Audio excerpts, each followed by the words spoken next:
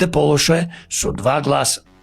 А Уставниот суд пред 6 месеци поништи некои таму делови од законот и му кажа на собранието: ќе си донесете нов закон, поточно, точно да одредите колку треба проценти да соберат независните листи, граѓаните кои сакаат да се кандидираат.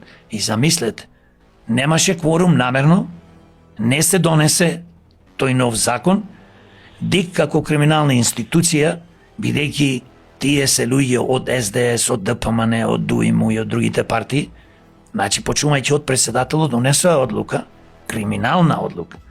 Криминална, не знам зошто Уставниот суд за ова не ги брка и не го спречи, да го требаше да спречи. Со 2 подписи да може секој кој ќе му текне во Македонија да се пријави за кандидат за градоначалник и да направи советничка листа. Па ова е све направено, бидејќи тие знаат сега ние како партија растиме и сме повеќе и повеќе присутни. Не сме ние присутни по телевизии, поготово национални телевизии, бидејќи тие национални телевизии се криминализирани телевизии. Тие се учесници во уништување на Македонија. Зошто ќе речиш? И други телевизии и портали.